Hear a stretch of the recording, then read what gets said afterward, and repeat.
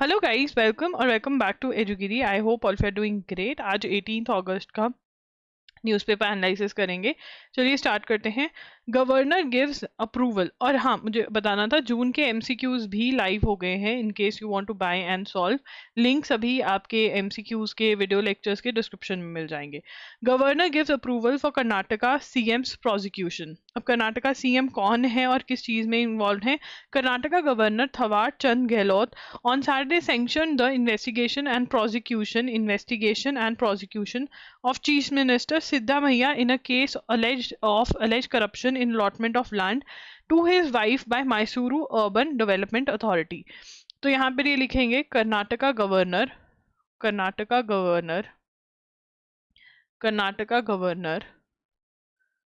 थावर चांद गहलोत।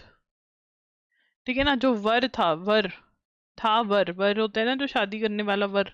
ठीक है, वो चांद था और उसका सरनेम क्या था? गहलोत। ऐसे याद करेंगे इसको। कर्नाटका गवर्नमेंट सैंक्शनड का मतलब क्या होता है? Approve the investigation and prosecution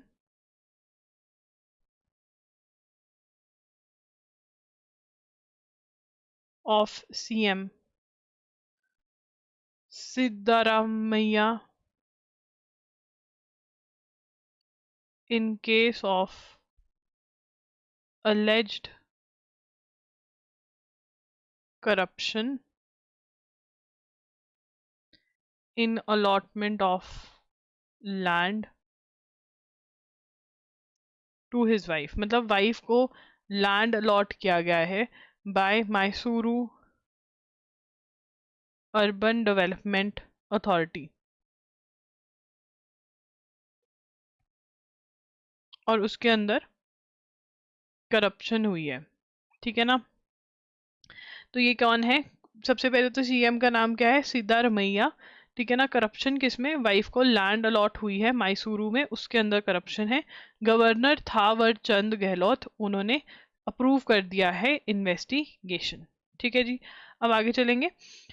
strike affects patients, IMA wage centres plan for safety of doctors. तो जो रेप केस हुआ है, अब उसके अंदर आगे क्या प्रोटेस्ट चल रही है कि जिसने किया है उसको पकड़ो, एक्शन लिया जाए। एंड ऑल्सो फ्यूचर के लिए भी बात चल रही है कि प्रोटेक्शन ऑफ डॉक्टर्स के लिए कुछ किया जाए। तो प्रोटेक्शन ऑफ डॉक्टर्स के लिए क्या करा जा रहा है, ये देखते हैं। The union and family welfare on ministry on Saturday requested agitating doctors to resume their duties in the larger public interest, had assured that a committee would be formed to suggest all possible measures for ensuring the safety of health care professionals. तो यहाँ पर union health and family ministry जो है, उन्होंने क्या बोला है कि आप प्रोटेस्ट मत करिए, आप अपने काम पर वापस चले जाइए। हम एक कमेटी बनाएंगे जो कि सुजेस्ट करेगी मेजर्स कि क्या करना चाहिए for the safety of healthcare professionals. Doctors across the country participated in a 24-hour strike by Indian Medical Association. Now this is very important कि ये जो strike कॉल करी गई थी 24 hours के लिए, किसने कॉल करी थी? Indian Medical Association में, which began at 6 a.m. on Saturday to protest against the rape and murder of a resident doctor at Arjikar Medical College and Hospital in Calcutta. तो ये मेडिकल कॉलेज और hospital कहाँ पे था? कोलकाता में था। कोलकाता कहाँ पर है? वेस्ट बंगाल। आईएमए प्रेसिडेंट कौन है? R V Asokan. Again very important. The IMA has written to Prime Minister Narendra Modi that doctors, especially women, are vulnerable to violence because of nature of the profession. It is for the authorities to provide the safety of doctors inside hospital and campuses. The association said while listing out demanding security, restricted duty hours, speedy justice in the current case, compensation for the bereaved family। तो ये सब कुछ उन्होंने demand किया है। तो यहाँ पर हम क्या लिखेंगे? सबसे पहले रेप केस। ठीक है ना, डॉक्टर रेप केस। ठीक है ना, डॉक्टर रेप केस। अब यहाँ पे क्या है? Union health and family welfare ministry to form a committee to suggest all possible measures for ensuring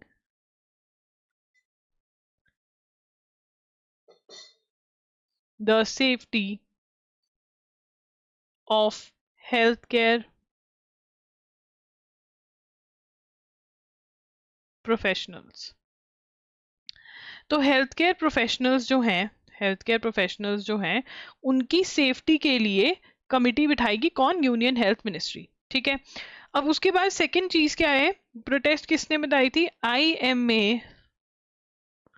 IMA called for a 24 hour strike across the country. ठीक है ना, डॉक्टर्स को कहा कि आप काम मत करिए। ठीक है ना, कुछ ही चीजें थी जो चल रही थी इमरजेंसी वगैरह में भी। इंडियन मेडिकल एसोसिएशन, ठीक है ना। अब यहाँ पर तीसरी चीज क्या है? आईएमए के प्रेसिडेंट कौन है? आईएमए के प्रेसिडेंट कौन है? It is R V Asokan. Asokan नहीं, अशोकन। तो ये भी इंपॉर्टेंट हो जाते हैं। ठीक है, उसके बाद उन्होंने क्या डिमांड रखी है आईएमए ने नरेंद्र मोदी जी से? कि आप सबसे पहले, ये हमें लिखना नहीं है बट हमें पता होनी चाहिए कि सबसे पहले तो उन्होंने कॉम्पनसेशन की बात करी। सबसे पहले नहीं, एंड में करी है, एंड से बात करते हैं। फिर उन्होंने क्या कहा? स्पीडी ट्रायल होना चाहिए। कॉम्पनसेशन मतलब जो परिवार है उसकी हेल्प के लिए। Speedy trial in the present case. ठीक है, डॉक्टर्स की प्रोटेक्शन के लिए आपको स्टेप्स लेने पड़ेंगे, सिक्योरिटी के लिए स्टेप्स लेने पड़ेंगे। ठीक है, ये जो है डिमांड रखी है। उसके बाद the Mahayuti government in Maharashtra on Saturday formally launched it's मुख्यमंत्री माझी लड़की बहन योजना। तो यहाँ पर कौन सी है ये? मुख्यमंत्री माझी लड़की बहन योजना। ठीक है ना, अब ये किसकी है? महाराष्ट्र स्कीम। कहाँ की स्कीम है? This is Maharashtra scheme. Maharashtra scheme, Maharashtra की स्कीम है। कहाँ की स्कीम है? मुख्यमंत्री माझी लड़की बहन योजना महाराष्ट्र की स्कीम है।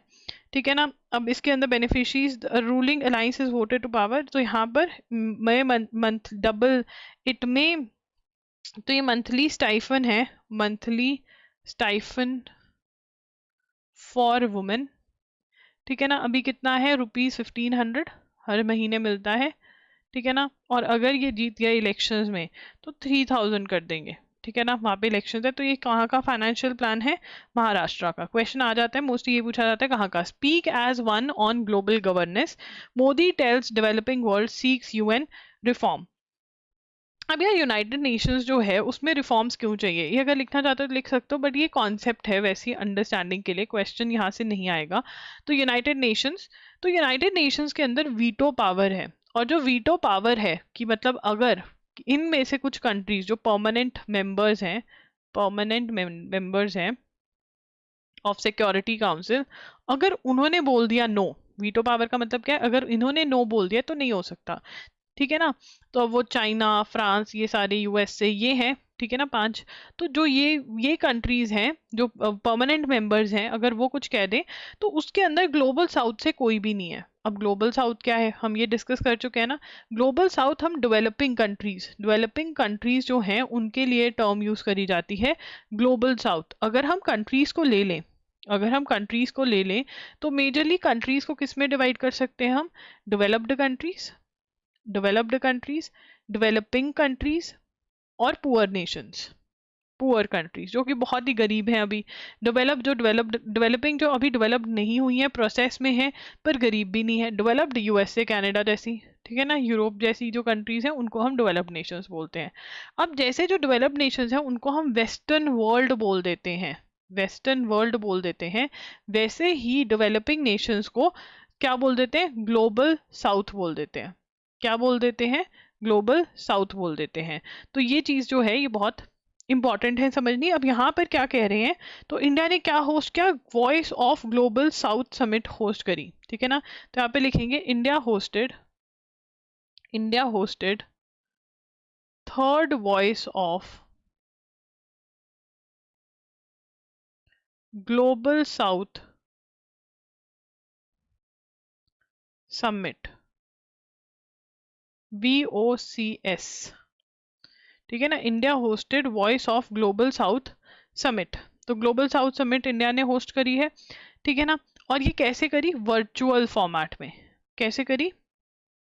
वर्चुअल फॉर्मेट में। वर्चुअल फॉर्मेट का मतलब क्या होता है? ऑनलाइन, मतलब चाय समोसे नहीं दिए, ठीक है ना, कहते नहीं अपना अपना खाओ, हम सिर्फ बातें करेंगे। Hosted by India, Modi also announce plans to fund a new global development compact focusing on trade capacity, ठीक है। तो यहाँ पर क्या बोला?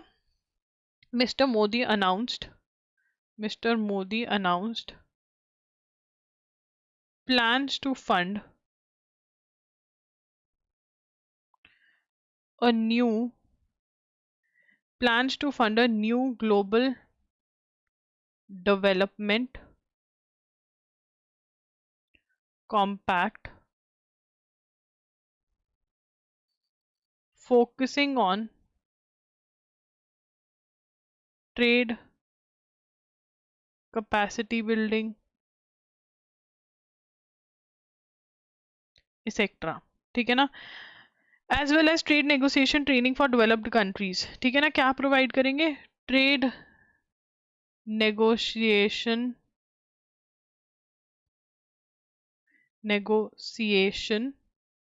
Training for developed countries. अब यहाँ पे क्या है? Mister Modi announce plans to fund new global compact. क्या फंड कर रहे हैं ये लोग? What are they funding? क्या फंड कर रहे हैं? न्यू ग्लोबल कॉम्पैक्ट को ये लोग फंड कर रहे हैं, ठीक है ना। एक फंड बना रहे हैं जिसके लिए ट्रेड और इस पे करेंगे। तो हमें क्या पता होना चाहिए? जो ग्लोबल डेवलपमेंट कॉम्पैक्ट है, जो ग्लोबल डेवलपमेंट कॉम्पैक्ट है, वो कहाँ पे, कौन सी ऑर्गेनाइजेशन में बनाया गया है? वॉइस ऑफ ग्लोबल साउथ की जो समिट है उसके अंदर बात करी गई है, जिसके अंदर ट्रेड वगैरह की बात होगी। While India has hosted two VOGs, India अभी तक 2 VOGs that is virtual global summits जो है साउथ की, वो होस्ट कर चुका है। इन 2023 हमने होस्ट करी with a view to bolstering the G20 summit with general consensus की, यू नो G20 के अंदर ग्लोबल साउथ की वॉइस को लेकर आना, ठीक है, उनको बताना कि ये हमारी, हम एकजुट हो जाएं। डेवलपिंग कंट्रीज को क्या कह रहे हैं? कि आप एकजुट हो जाएं और जो है आप डिमांड करें चीजें, ठीक है ना, ठीक है ना। Ask for unity of global south. क्या बोल रहे हैं ग्लोबल साउथ को? कि आप एकजुट हो जाएं। और एकजुट होकर क्या मांगे? एकजुट होके वो क्या बोल रहे हैं? सबसे पहले तो जो टेंशन इन द वर्ल्ड, जो वॉर चल रही है उसके बारे में, ठीक है ना। India's Prime Minister Modi in a reference, अब यहाँ पे solutions to these concerned when global governance, such institutions who prioritize giving preference to the global south where developed countries also fulfill their responsibilities and commitments, take steps to reduce the gap between global north and global south. Prime Minister Modi said a reference, अब यहाँ पर वो क्या कह रहे हैं? कि ask for unity of global south, और उसके अंदर क्या कह रहे हैं? UN membership के बारे में क्वेश्चन उठा रहे हैं कि देखो यूएन मेंबरशिप के अंदर सारे वेस्टर्न कंट्रीज ही हैं, हमारी कोई बात सुनने वाला है ही नहीं है। जो डेवलपिंग कंट्रीज है उनकी कोई बात सुनने वाला है ही नहीं है, सारी डेवलप्ड कंट्रीज ही हैं। तो वी नीड, हमको भी मेंबर बनाया जाए, ठीक है ना, हमको भी यूएन मेंबरशिप के अंदर चेंजेस लाई जाए, ठीक है ना, सो दैट डेवलप्ड कंट्रीज को भी कोई फोर्स कर सके, ठीक है ना। तो यहाँ पे डेवलपिंग कंट्रीज की भी वॉइस हो सके, ठीक है ना, ये बोला गया है, डेवलपिंग कंट्रीज की भी वॉइस हो सके, तो इसलिए ये बोला गया है। तो यूएन मेंबरशिप पे एक बहुत बड़ा क्वेश्चन उठाया है और उन्होंने बोला कि यूएन का एक बहुत बड़ा, the summit of the future at the UN, ठीक है ना। तो उन्होंने किस बारे में बात करी है? Summit of the future at the UN, ठीक है ना, उसके बारे में वहां पर बात करी है। तो इसके अंदर समिट के अंदर मतलब कि पूछा रहा है कि यूनाइटेड नेशंस का क्या है, क्योंकि यूनाइटेड नेशंस क्यों आई थी। अब यहाँ पर ये भी एक पॉइंट है, United Nations, why United Nations came into being. United Nations इसलिए आई थी क्योंकि वर्ल्ड वॉर 1 हो चुकी थी, वर्ल्ड वॉर 2 हो चुकी थी। अब वर्ल्ड देख चुका था कि और वर्ल्ड वॉर नहीं होनी चाहिए, बट अभी जो सर्कमस्टांसेस है, आप देखो कितनी वर्ल्ड वॉर्स, कितनी वॉर्स चल रही हैं। ठीक है, इसराइल हमास के साथ लड़ रहा है, हजबोल्ला के साथ लड़ रहा है, मतलब लेबनान के साथ चल रही है, पैलेस्टीन के साथ चल रही है, यूक्रेन रशिया की वॉर हो रही है। ठीक है, अगर हम सिविल वॉर देखें तो वो तो खत्म ही नहीं हो रही कहीं पे। अगर हम बीच में देखें, म्यांमार में सिविल वॉर चल रही है, सूडान में सिविल वॉर चल रही है, टेररिस्ट ऑर्गेनाइजेशंस कितनी जगह बैठी हैं। तो वर्ल्ड के अंदर कुछ शांति वाला वो नहीं है, वर्ल्ड एक बहुत ही अजीब जगह बन चुकी है। तो ये भी बात वो कर रहे हैं कि यूनाइटेड नेशंस आया था कि वॉर नहीं होगी, वॉर तो हो रही है। और प्लस ग्लोबल साउथ की भी वॉइस नहीं है उसके अंदर, ग्लोबल साउथ की वॉइस जो डेवलपिंग कंट्रीज हैं, no one to speak for developing nations, for developing nations. और डेवलपिंग नेशंस कौन से हैं, इंडिया जैसे नेशंस, इंडिया, ब्राजील, इंडोनेशिया, जिनको ग्लोबल साउथ बोलते हैं, इनके लिए कोई बोलने के लिए नहीं है, क्योंकि कोई भी ऐसा मेंबर है ही नहीं है जो डेवलपिंग हो, सब डेवलप्ड कंट्रीज हैं। उसके बाद 65279 crore seized, 174 persons held in bank fraud cases, ED. Enforcement directorate बता रही है कि इतना नंबर है, इसमें हमें कुछ लर्न करने की जरूरत नहीं है। आगे चलते हैं। With the world health organization WHO declaring monkey pox as a public health emergency international concern, PHEIC। ये क्या है, that is what is monkey pox को डिक्लेयर कर दिया गया है। A detailed review of development related to monkey pox and preparedness for it was taken by union health minister JP Nadda. ये हम कल कर चुके हैं कि वर्ल्ड हेल्थ ऑर्गेनाइजेशन ने इसको ये बोल दिया है, तो रिपीटेशन है। और यूनियन हेल्थ मिनिस्टर कौन है, यूनियन हेल्थ मिनिस्टर कौन है, union health minister JP Nadda है, JP नड्डा। ठीक है। Lok Sabha speaker constitute 6 new parliamentary panels. अब इसमें सबसे ज्यादा इंपॉर्टेंट वाला कौन सा है, ठीक है ना, यहाँ पे लिखेंगे Lok Sabha speaker constituted parliamentary, constituted parliamentary committees. सबसे पहले तो यहाँ पर जो मेन पॉइंट है, क्या क्वेश्चन है यहाँ पर, कि पार्लियामेंट्री कमिटीज जो होता है उसको कौन कॉन्स्टिट्यूट करता है, उसको कौन कॉन्स्टिट्यूट करता है, पार्लियामेंट्री कमिटीज को कॉन्स्टिट्यूट करता है, मतलब कौन बनाता है, स्पीकर, लोकसभा का स्पीकर। ठीक है ना। फिर यहाँ पर बात हो रही है कौन सी कमिटी की, पब्लिक अकाउंट्स कमिटी की, पब्लिक अकाउंट्स कमिटी की। ठीक है ना, पब्लिक अकाउंट्स कमिटी की, दैट इज पैक। ठीक है ना। ये क्या करती है, keeps which keeps a close I on, close I on government expenditure, keeps a close eye on government expenditure, to be headed by, to be headed by senior Congress leader,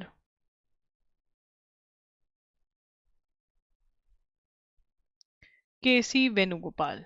तो PAC के head कौन है, KC Venugopal, who is a senior Congress leader. ठीक है। The PAC, one of the 3 key financial committees tasked with keeping a watch on the government's account।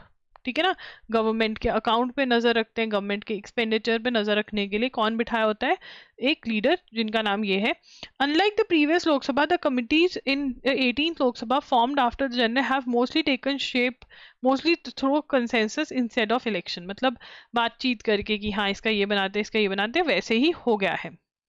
ठीक है। अब ये बता रहे हैं, 2 other financial committees, estimates committee and public undertaking, will be chaired by Bharatiya Janata party leaders in a chairperson of committee on national। ठीक है, but the speaker chairman of welfare and backward, ये नोट कर ही लेनी चाहिए हमें, चलो कर लेते हैं। अब यहाँ पर दूसरी जो कमिटी है वो कौन सी है, chairperson of committee on estimates, Sanjay Jaiswal. ठीक है, उसके बाद Baijayant chairperson on of committee on public undertaking. इन सब के ये क्या करते हैं ये बहुत ज़्यादा ही डिटेल हो जाएगा, इसलिए मैंने इंक्लूड नहीं किया है, पर लीडर्स नोट कर लीजिए। बैजयंत पांडा, ठीक है, speaker for backward classes, chairperson of committee on welfare of backward classes. ये वैसे सबसे ज़्यादा इंपॉर्टेंट है, यहाँ से क्वेश्चन आएगा, बाकी रहने देते हैं, ये इंपॉर्टेंट है। उसके बाद bring back Netaji mortar remains. Netaji mortar remains कहाँ पर है? जापान में है। कौन से टेम्पल ने? रेनकोजी टेम्पल इन टोक्यो में नेताजी के रिमेन्स पड़े हैं। कहा जाता है Netaji passed away in air crash in Tapi on August 1945। ठीक है ना, तो क्या कहा जाता है? Netaji Subhash Chandra Bose, Netaji Subhash Chandra Bose passed away in the air crash in Taipei on 18th August 1945। ठीक है ना, अब यहाँ पर मॉर्टल रिमेन्स कहाँ पे पड़े हैं? मॉर्टल remains in Renkoji temple in Tokyo Japan. Renkoji temple Tokyo Japan में पड़े हैं, तो वो कह रहे हैं कि वापस लेकर आए जाएं। ठीक है, अब यहाँ पर why is mpox a global health emergency. तो एमपॉक्स के ऊपर क्वेश्चन क्यों उठाया जा रहा है? एमपॉक्स क्लियर नहीं है, चलो कोई बात नहीं, जितना मुझे समझ में आएगा उतना कर देते हैं हम, पर नहीं, ये समझ में आना ज़रूरी है। एक मिनट रुको, मैं अपने फ़ोन में खोल लेती हूँ, इतने हम दूसरा करते हैं फिर आते हैं इस पे। रेजिडेंट डॉक्टर्स अक्रॉस इंडिया और इन इंडिया। एक मिनट, सबसे पहले तो एनएल सैट वाले जो हैं ये टॉपिक प्रिपेयर करेंगे। Do doctors need a central protection act? क्या बात करें हम? क्या डॉक्टर्स को, do doctors need a central protection act? ठीक है, तो यहाँ पे resident doctors across India are on strike demanding laws that ensure their safety on duty. तो वो कह रहे हैं लॉज लेकर आओ। ठीक है, doctors point out that while the hospital administration state government attempting to under report the incident. अब यहाँ पर जो रेप केस हुआ उसको क्या बता रहे थे? सुसाइड बता रहे थे, तो अंडर रिपोर्ट ही कर रहे थे, एविडेंस मिटाने की कोशिश कर रहे थे, तो that is wrong. As per constitutional provision health and law and order are state subjects. ठीक है ना, हेल्थ and law and order are state subjects। मतलब सब्जेक्ट्स की डिवीजन हो रखी है, ये तो हमको पता है, सब्जेक्ट्स आर डिवाइडेड। सब्जेक्ट्स होते हैं, ठीक है ना, यूनियन गवर्नमेंट है, सेंट्रल गवर्नमेंट है, स्टेट गवर्नमेंट है, तो क्या होते हैं? यूनियन लिस्ट होती है, यूनियन लिस्ट होती है, स्टेट लिस्ट होती है, ठीक है ना, और कॉन्करेंट लिस्ट होती है। ठीक है ना, जो यूनियन लिस्ट होती है उस पर कौन लॉ बना सकता है? जो सेंट्रल गवर्नमेंट है, ठीक है ना, वो बना सकती है। स्टेट, उसमें स्टेट लिस्ट में स्टेट गवर्नमेंट बना सकती है, और कॉन्करेंट पे बोथ, बट चलेगी किसकी? सेंट्रल गवर्नमेंट की। ठीक है ना, तो ये लिस्ट डिवाइडेड है, सब्जेक्ट्स डिवाइडेड है इनके आपस में। तो जो health and law and order है वो कौन से सब्जेक्ट में आता है? स्टेट, मतलब स्टेट की रिस्पॉन्सिबिलिटी है इसको मेंटेन करके रखना। Therefore, it is a primary responsibility of state government administration to take note of events, eventualities and do what is necessary to prevent violence। तो state responsible है to prevent violence, लिख सकते हैं, state is responsible to prevent violence। State is responsible to prevent violence. The union government has admitted that the details of the number of fatalities of medical professionals, कितने deaths हो रही हैं medical professionals की, central government कह रही है इसका हमारे को नहीं पता है। Violence against healthcare workers at the workplace is not new। 1917 में अरुणा शॉनबॉग का, रामचंद्र शॉनबॉग, ठीक है, दिस नर्स 41 ईयर्स के लिए ये वेजिटेटिव स्टेट में पड़ी थी हॉस्पिटल में. Why? She was raped. She was raped. तो जो 1973 में हुआ वो आज 2024 में भी होगा. ठीक है. उसके बाद there is an urgent need to improve there is an urgent need to improve working and living conditions by ensuring proper lighting, security guards, cameras and manned walk through between departments, operation theaters and emergency areas. तो यहाँ पर security की ज़रूरत है. तो यहाँ पर इन्होंने क्या बोला है ये आपको नोट नहीं करना है, बट थोड़ा समझना है कि सिक्योरिटी बढ़ाने के लिए क्या बोल रहे हैं. सिक्योरिटी गार्ड्स होने चाहिए, ठीक है ना, सीसीटीवीज होने चाहिए, प्रॉपर लाइटिंग होनी चाहिए, ठीक है ना. तो ये सब चीज़ें जो हैं वो चाहिए रहेंगी. उसके बाद doctors, particularly junior doctors working night shifts and nurses whether female और male are increasingly under threat, physical and mental threat दोनों में है, ठीक है ना. तो नाइट शिफ्ट्स के लिए, नाइट शिफ्ट्स जो होती हैं, क्योंकि बहुत कम लोग होते हैं उस टाइम पर आसपास, तो नाइट शिफ्ट्स के लिए स्पेशल प्रोविजंस भी होने चाहिए, ये भी हम कह सकते हैं, ठीक है ना. Special provisions, special security provisions. Central protection act for doctor is crucial. तो यहाँ पर वो कह रहे हैं कि सेंट्रल प्रोटेक्शन एक्ट होना चाहिए जिसमें लॉज आए कि हॉस्पिटल को सिक्योरिटी कैसे मेंटेन करनी चाहिए, ठीक है. उसके बाद violence against health care workers is a global issue but several countries have implemented effective measures to protect their medical professionals. Setting examples, India could follow the UK's NHS example, a zero tolerance policy. तो जो UK, Britain के अंदर जो उनका law है वो zero tolerance policy है on violence, supported by dedicated security team and a comprehensive reporting team. In the US some states classify assaults on health care workers as felonies. Felonies क्या होते हैं? Serious crimes, serious crimes, crime होता है, ठीक है ना. तो अब यहाँ से जो एनएलसैट वाले एसे राइटिंग वाले बच्चे हैं वो यहाँ से कंटेंट उठा सकते हैं कि हम उन कंट्री से सीखें कि यूके के अंदर डेडिकेटेड सिक्योरिटी टीम है, जीरो टॉलरेंस पॉलिसी है. यूएसए के अंदर फेलनी माना गया है कि अगर आप असॉल्ट मतलब मारते हो पीटते हो डॉक्टर को, ठीक है ना, तो आप क्या हो, फेलोनी, सीरियस क्राइम माना जाता है. Australian hospitals are have introduced safety measures like security personnel, panic buttons, mandatory de escalation training. अब यहाँ पे पैनिक बटन्स जो हैं वो इंपॉर्टेंट है. डी एस्केलेशन ट्रेनिंग भी देते हैं, तो यहाँ पर हम भी कह सकते हैं कि क्या हमें भी लड़कियों को ट्रेनिंग सेल्फ डिफेंस की जरूरी कर देनी चाहिए.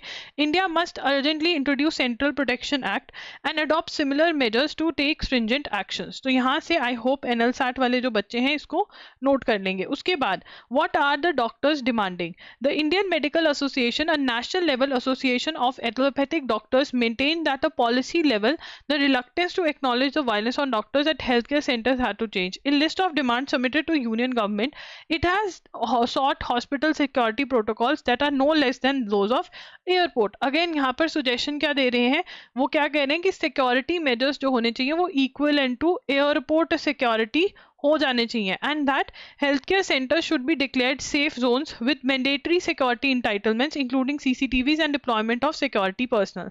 The victim was on a 36 hour duty shift and had no safe space to rest. अब ये बहुत ही ज़्यादा इंपॉर्टेंट चीज़ है कि वो 36 आवर्स, 24 आवर्स होते हैं एक दिन में, जिसमें से हम और एक नॉर्मल इंसान 6-7 घंटे के लिए तो सो ही लेता है, बट वो डॉक्टर होकर 36 आवर की ड्यूटी पे थी and she had no space to rest. The working and living conditions of resident doctors need completely overall. Overall का मतलब क्या होता है? चेंज. जो रेजिडेंट डॉक्टर्स हैं जो वहीं पर ही रहते हैं उसके अंदर चेंज लेकर आना चाहिए. Said doctors are also seeking meticulous and professional investigation of the crime within a time frame. तो ये हमने ऑलरेडी पढ़ लिया है. उसके बाद what are provisions brought in by the centre? Ministry of health and family welfare issued an order that in the event of any violence against any healthcare worker while on duty, the head of institution shall be responsible for filing an institutional FIR within a maximum of 6 hours. अब यहाँ पर ये provisions जो हैं ये लेकर आई गई हैं. The order was issued. The order was issued in view of the fact that violence had come common against doctors. तो ये वाली चीज जो है ये हम नोट कर लेते हैं कि ये एक नया जो चीज है वो इशू किया है मिनिस्ट्री ऑफ हेल्थ एंड, ये लिखेंगे ministry of health and family welfare issued an order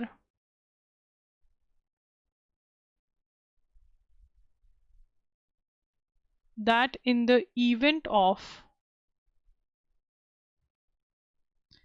any violence against any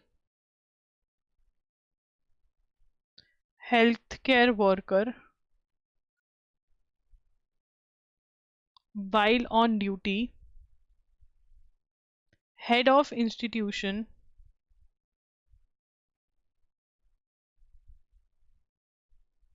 needs to file FIR, needs to file institutional FIR within a maximum of 6 hours of the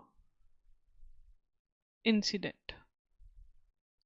ठीक है ना। तो यहाँ पर क्या कह रहे हैं, ministry of health and family welfare जो है, ministry of health and family welfare क्या कह रही है कि भाई अगर कोई भी वायलेंस होता है हेल्थ केयर वर्कर, अब हेल्थ केयर वर्कर में कौन कौन आता है, सारे डॉक्टर, कंपाउंडर, नर्सेस, बहुत सारे लोग जो हैं वो आ जाते हैं। तो अगर कोई भी वायलेंस होता है उनके अगेंस्ट, तो जो हेड ऑफ द इंस्टीट्यूशन है वो FIR करेगा 6 आवर्स में। अब यहाँ पे दुख की बात यह है कि ठीक है ये कर रहे हैं, बट यहाँ पर तो जो ये वाला प्रेजेंट केस है इसमें तो head of the institution, the principal is set to be involve, but head of the institution might भी डायरेक्टर भी होंगे, है ना। बट यहाँ पे principal is set to be involve. Ukraine used US made rockets to destroy bridge in Kursk region. तो US के बने हुए यूज करे हैं, तो यहाँ पे लिखेंगे Ukraine used US made rockets, USA made rockets, HIMARS, to destroy a bridge over the Siem River in Kursk region। ठीक है ना। अब यहाँ पर क्वेश्चन क्या बन सकता है कि हिमार्स जो है वो रॉकेट किसका है, USA का है, यूक्रेन ने यूज किया, ठीक है ना, रिवर इस ब्रिज को अटैक करने के लिए। Officials in USA are abducting influencers for criticizing government. Intelligence agencies in Pakistan continue to abduct social media activists for criticizing the government and military. Their families have been alleged and approached courts in Punjab province. Two social media activists of Imran Khan PTI have allegedly been arrested by intelligence agencies in Pakistan's Punjab. तो यहाँ पर अब question ये बन जाता है कौन सी neighbouring country में ऐसा कर रहे हैं, ठीक है ना। तो यहाँ पर intelligence agencies in Pakistan abducting influencers for criticizing government. अगर गवर्नमेंट को क्रिटिसाइज कर रहे हैं, गवर्नमेंट या मिलिट्री को, तो उठा रहे हैं उनकी इंटेलिजेंस एजेंसीज, किसकी, पाकिस्तान की।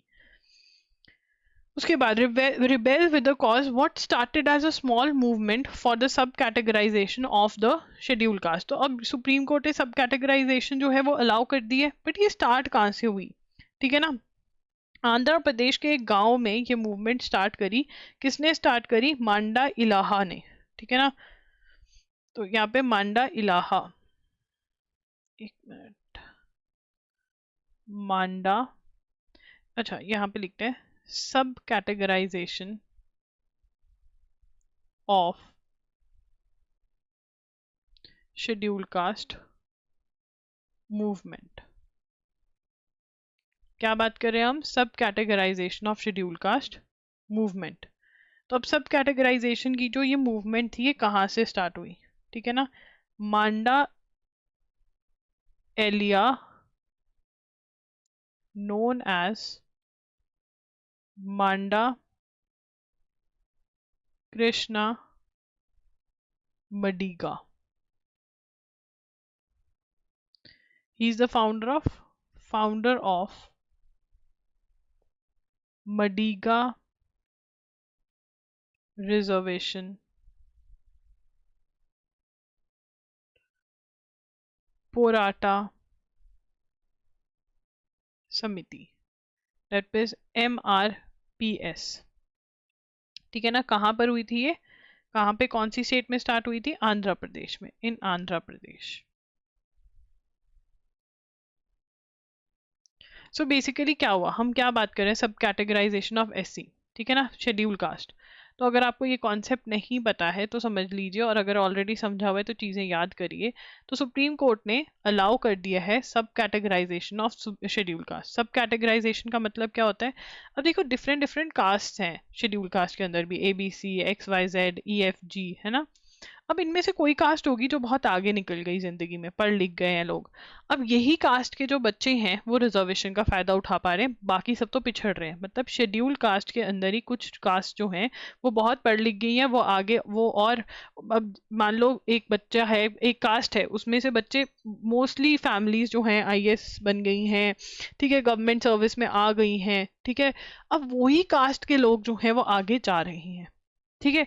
तो जो शेड्यूल कास्ट में मान लो जो EFG है वो तो पिछड़े ही रह गए, और पिछड़ रहे हैं, ये दो ही आगे निकल रहे हैं। तो अब क्या होगा, सब कैटेगराइजेशन की, इनको 10% मिलेगी, इनको 2% मिलेगी, ऐसे रिजर्वेशन जो है जो स्टेट्स हैं वो ये कर सकती हैं, स्टेट गवर्नमेंट्स जो हैं ये कर सकती हैं, ये सुप्रीम कोर्ट ने अलाउ कर दिया। बट ये स्टार्ट कहाँ से हुआ, ये मूवमेंट कहाँ से स्टार्ट हुई, मांडा इलाहा नाम के एक पर्सन ने, जिनको मांडा कृष्णा मडीगा भी बोलते हैं, उन्होंने ये मूवमेंट स्टार्ट करी, और उन्होंने फाउंडर रहे हैं वो किसके, मडीगा रिजर्वेशन पोराटा समिति, ठीक है, आंध्र प्रदेश में उन्होंने ये स्टार्ट किया। तो Krishna was a rebel fighting, ठीक है, वो फाइट कर रहे थे for the cause of downtrodden, particularly the Madigas among the SC. His grouse was, अब यहाँ पर तो लिखेंगे ही वॉज हिज ग्राउज, मतलब प्रॉब्लम क्या थी, grouse was against the dominant against the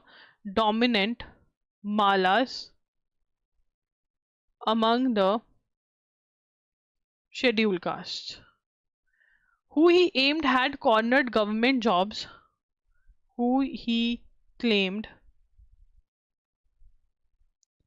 had cornered government jobs and dominated the education field by enjoying the quota for Dalits।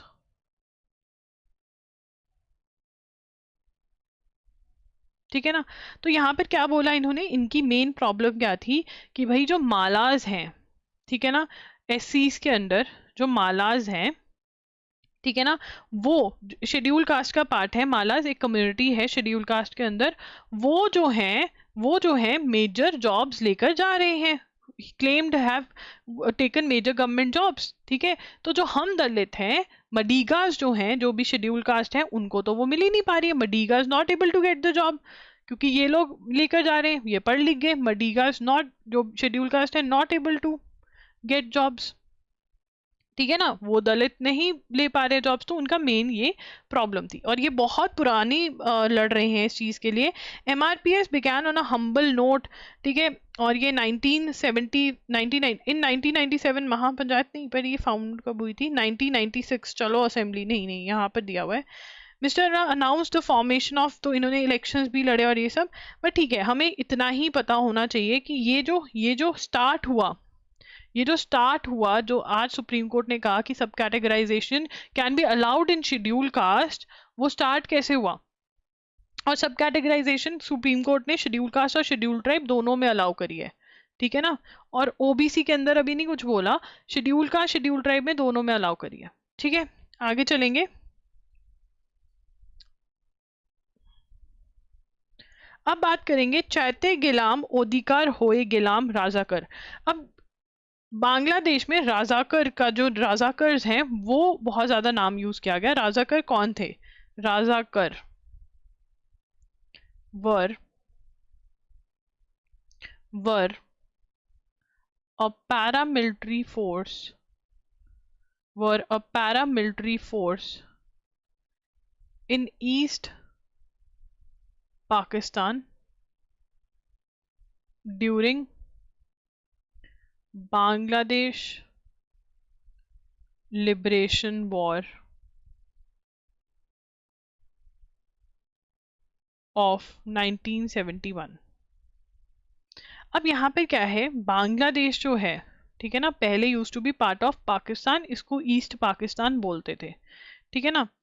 अब जो ईस्ट पाकिस्तान है, अब देखो अगर हम इंडिया का मैप बनाएं ऐसा सा, तो यहाँ पे कहीं वो, और यहाँ पर हम पाकिस्तान यहाँ पे, ठीक है ना, तो ये ऐसे था, इतना दूर था। अब यहाँ पर ये बांग्लादेश वाले अलग होना चाहते थे, तो इन्होंने लिबरेशन वॉर लड़ी, जिसके अंदर इंडिया ने इनकी पूरी पूरी मदद करी है, ठीक है ना, इंडिया हैज हेल्प देम, ठीक है ना। तो अब यहाँ पे लिबरेशन वॉर हुई 1971 में, और ये पैरामिलिट्री फोर्सेस थे ईस्ट पाकिस्तान में। पर ये क्या करते थे, ये फॉर्म्ड बाय पाकिस्तानी आर्मी। ये क्या करते थे, अपोज द इंडिपेंडेंस मूवमेंट। तो जो ये लिबरेशन वॉर थी, इंडिपेंडेंस लेने के लिए थी पाकिस्तान से, ये लिबरेशन मूवमेंट को अपोज द इंडिपेंडेंस मूवमेंट। तो रजाकर जो है वो कौन थे, जो देशद्रोही हुए एक तरह से, ठीक है। तो अब इनका पढ़ते हैं, we asked for our rights but became Razakars. अब यहाँ पर क्या हुआ, बांग्लादेश के अंदर आपको पता है क्या हुआ, ठीक है, अभी कुछ लिखना नहीं है, हम समझ रहे हैं। कोटा रिजर्वेशन के चक्कर में प्रोटेस्ट होनी स्टार्ट हुई, और जो कोटा रिजर्वेशन के लिए प्रोटेस्ट हो रही थी, ये रिजर्वेशन थी किसके लिए, जो लिबरेशन वॉर की जो फैमिलीज हैं, लिबरेशन के टाइम पर जो शहीद हुए, मार्टियर हुए, उनके बच्चों के लिए थी ये। तो जब प्रोटेस्ट हुई इनके रिजर्वेशन के लिए, तो जो शेख हसीना जो तब प्राइम मिनिस्टर थी, उन्होंने बोला तुम तो रजाकर्स हो, ठीक है ना।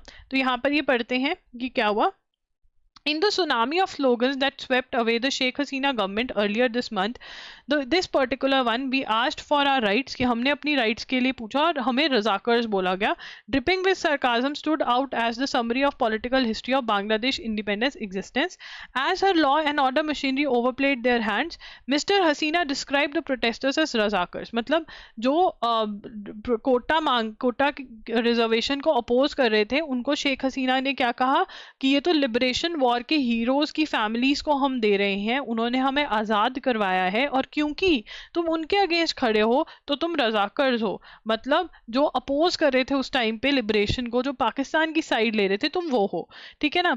But it turn out that miss Hasina despite her best efforts fail to contain anti liberation forces that were most effectively represented by Jamaat e Islami Bangladesh. तो वो कह रहे हैं कि जो ये एंटी बांग्लादेश फोर्सेस थे, इनको ये कंटेन नहीं कर पाए, इनको ये नहीं रोक पाए, ठीक है। During the 15-year prime ministerial tenure, one of the most dramatic moments came in the early morning of May 11, 2016, when Moti Rahman Nizami, the leader of Jail Bangladesh, was hanged to death in Dhaka Central Prison. The Nizami, once one of the most powerful figures in the country, could be hanged, showed that Jail had become weak after relentless attacks by Hasina government. तो JEIs जो है, तो यहाँ पर अब हमें एक organisation के बारे में बताया जा रहा है, जो कहाँ की है, जमात ए इस्लामी, ठीक है ना। ये ऑर्गेनाइजेशन जो कि एंटी बांग्लादेशी कह सकते हैं, ठीक है ना। अब इसके अंदर 2016 में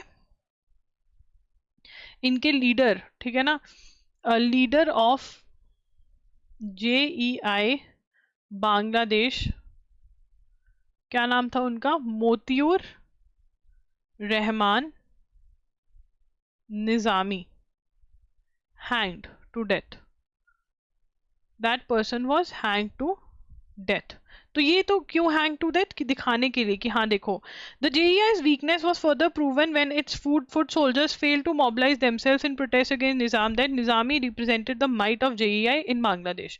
On May 1971, as the Pakistani military's Operation Searchlight rolled on, attacking those who opposed the freedom of movement of Bangladesh, a large contingent of Pakistan's army reached Dharma with the western part of from the western part of the country, and with the help of collaborator killed a large number of civilians. तो जो लोग, अब जैसे जो east Pakistan था, ठीक है ना, उसमें से कुछ लोग होंगे जो पाकिस्तान के साथ रहना चाहते थे, और कुछ लोगों को फ्रीडम चाहिए था, ठीक है ना। अब जिन लोगों को फ्रीडम चाहिए था, उनके ऊपर पाकिस्तान मिलिट्री ने अटैक किया, उस ऑपरेशन को ऑपरेशन सर्चलाइट बोला, और उनको मारा गया, ठीक है ना। तो यहाँ पर अब हम ये भी लिखेंगे 1971 में Pakistani military operation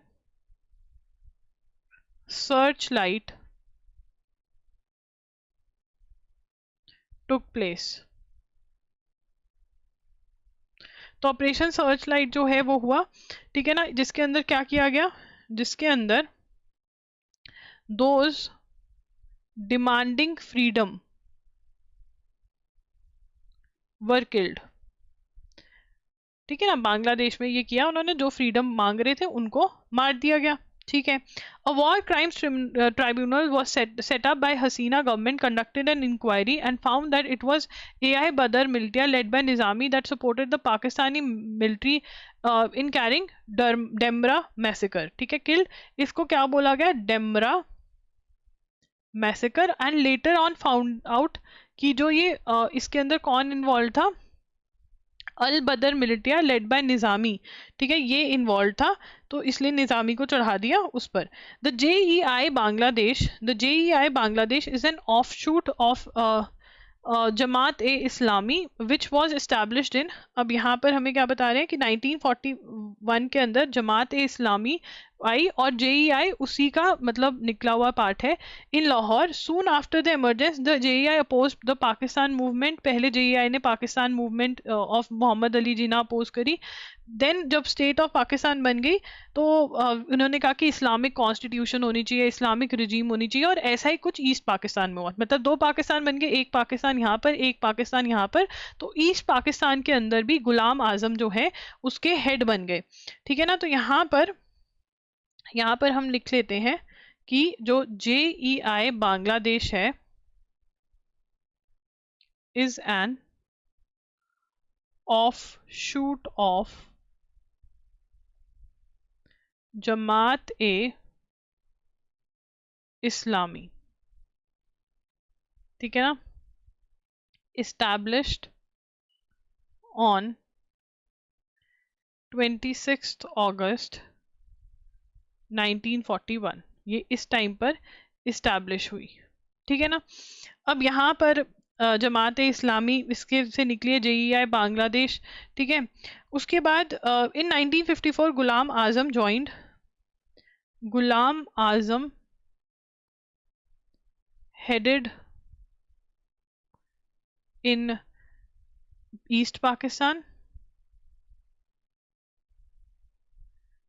joined JEI in 1954। ठीक है ना, ये JEI ज्वाइन कर गया 1954 में। ठीक है, with his leadership the JEI became a strong movement in East Pakistan as well। It was during the time that JEI founded its student wing today। ठीक है ना, तो यहाँ पर JEI founded its student wing today छात्रा शिबिर इन बांग्लादेश। ठीक है ना, तो उन्होंने अपना स्टूडेंट विंग भी बना दिया। ठीक है ना, जिसको आज की डेट में छात्रा शिबिर बांग्लादेश बोलते हैं।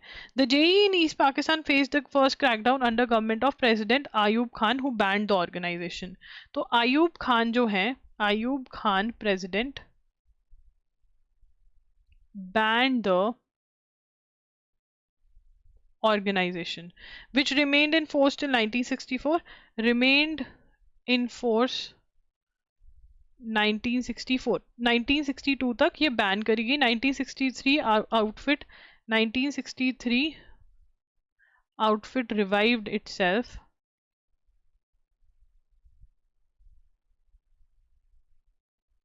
ठीक है ना। अब in the next election Fatima sister of Mohammad Ali Jinnah contested against Ayub Khan. This marked a dramatic turn in history as the outfit including chief Maulana went against the fundamental tenets and supported a women candidature. अब यहाँ पर 1965 में क्या हुआ, फतिमा जिन्हा कंटेस्टेड अगेंस्ट आयूब खान। ठीक है ना, और JIB सपोर्टेड इन्होंने सपोर्ट किया इसको, सपोर्टेड फतिमा। ठीक है ना. The experiment with democracy would be an example that output would subsequently replicate. अब यहाँ पे क्या हुआ, Mujib's opponent. It was after the defeat of Fatema Jinnah that JEI became more focused on politics in Dhaka where it emerged as chief opponent of.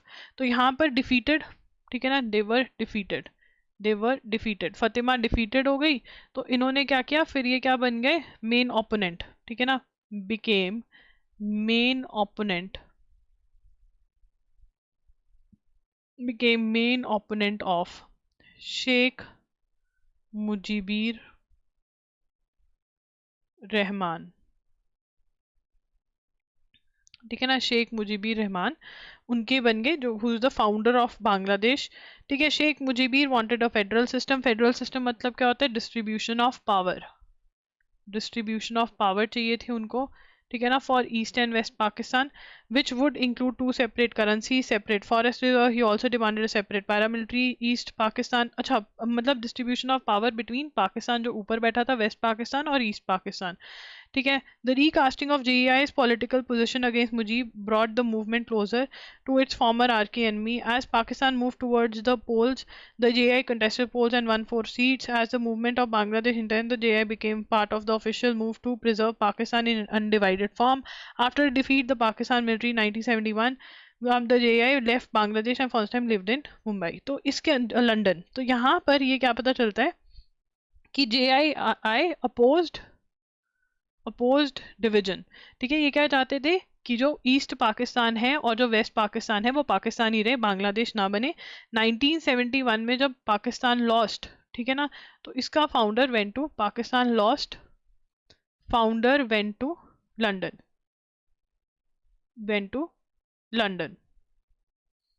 ठीक है ना. तो हम कह सकते हैं कि ब्रिटेन जो था, जितने भी पेनफुल लीडर्स थे वो बेचारा रख लेता था कि कभी ना कभी तो धमाल मचाएंगे किसी देश में जाके. Pakistan while campaigning for the re-establishment of East Pakistan, Azam citizenship was nullified. After a period of uncertainty, JEI Bangladesh was launched in 1979 with Azam as the emir and Abbas Ali Khan as the emir in charge. फिर उसके बाद 1979 में दोबारा से JEI Bangladesh was launched. तो JEI Bangladesh जो launch हुई, मतलब अब यहाँ पर ये क्या प्रूफ करने की कोशिश करें, जो हमने इतनी सारी चीजें लिखी हैं कि these people come from a mindset wherein they supported Pakistan, they never wanted to be divided. ठीक है ना, तो ये मेंटालिटी से ये लोग आ रहे हैं. अब इन 1986 से JEI बांग्लादेश कंटेस्टेड इलेक्शन, इन्होंने इलेक्शंस कंटेस्ट करे. ठीक है, it campaigned against the government of President Hossein Ahmed Arshad.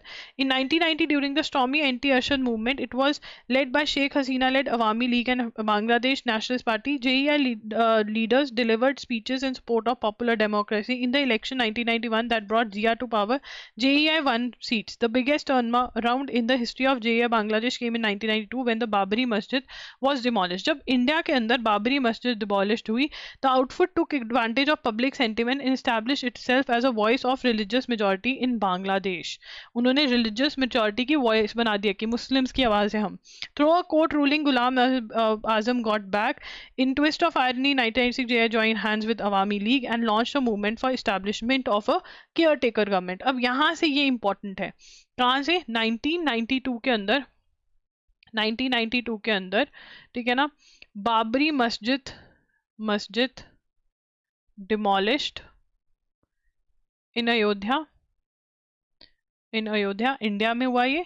ठीक है ना, outfit took advantage of public sentiment and establish itself as voice of majority. अपने आप को क्या बनाया, वॉइस ऑफ मेजॉरिटी. और बांग्लादेश में मेजॉरिटी कौन है, मुस्लिम्स, तो ये बने वॉइस ऑफ मेजॉरिटी. ठीक है ना, रिलीजियस मेजॉरिटी कौन है वहां पर, मुस्लिम्स की आवाज बने. ठीक है, उसके बाद इन्होंने 1996 में JEI joined hands with किसके साथ, Awami League. joined hands with Awami League. Awami League किसकी है, शेख हसीना की. ठीक है, league and to establish a caretaker government, ठीक है। अवामी लीग शेख हसीना की है। The two parties however did not form a coalition during the election that brought Mr. Hasina as prime minister for the first time. From the margin JEI came into core Bangladesh politics in, ठीक है ना। तो इसके अंदर could not form coalition, मतलब एक साथ सरकार नहीं बना पाए, ठीक है ना। 1998 में ये लोग कोर उसमें आ गए, कोर पॉलिटिक्स में आ गए कि हम ही लड़ेंगे, ठीक है ना। उसके बाद इन 1999 जॉइंट हैंड्स विद बीएनपी। 1999 में इन्होंने दूसरी जो मेजर पार्टी है उसके साथ जॉइंट हैंड्स विद बीएनपी, ठीक है ना। JEI becoming mainstream political. Ghulam Azam withdrew from active politics. Mautiur Nizami became the Emir 2001. JEI 18 seats है इनको. It was during this time. Outfit warmed its with JEI Pakistan. अब यहाँ पर ये लोग अपना 2001 के अंदर के around joined hands with JEI Pakistan. As the Jia government became unpopular, the JEI Bangladesh also bore the brunt, and its leader were caught in vortex as they repeated derogatory remarks. Ms. Hasina too pledged that Awami League would set up a war crimes if she returned to power. The opportunity to form this tribunal came in 2009 when Royal Sanसद passed the, तो इन्होंने war tribunal 2000 तो 2009 के अंदर war tribunal,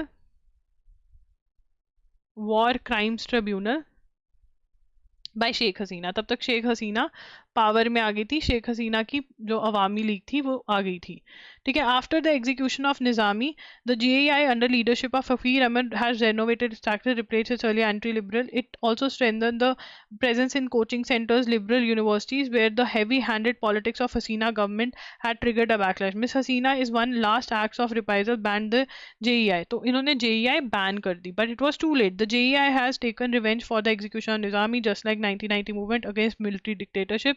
This time too, the JEI protested in the pro-democracy movement. In 1990, JEI joined hands with Awami League and the BNP to overthrow the Arshad regime. In 2024, they joined hands with BNP और हसीना को फेंका। अब यहाँ पर जो हमने इतना सब कुछ लिखा है, by the end of it जो क्वेश्चन बनेगा वो यही बनेगा कि JEI जो है वो उसका हिस्ट्री देखो, सबको ये एक रीडिंग मार लेनी है। जमात ए इस्लामी के बारे में आपको पता होना चाहिए कि कैसे they are related to Pakistan, how they are anti मतलब डेमोक्रेटिक फोर्सेस जो हम कह सकते हैं, जिन्होंने अब प्रोटेस्ट करके आउट ऑफ पावर निकाला है शेख हसीना को। उसके बाद India needs to lift job growth via reforms, तो रिफॉर्म्स लेकर आने पड़ेंगे। India needs to improve the depth and quality of education system, create an employment workforce, nurture effective institutions including an efficient judiciary to support development, pursue reforms in its land labour markets. ये बोला है किसने? International monetary fund deputy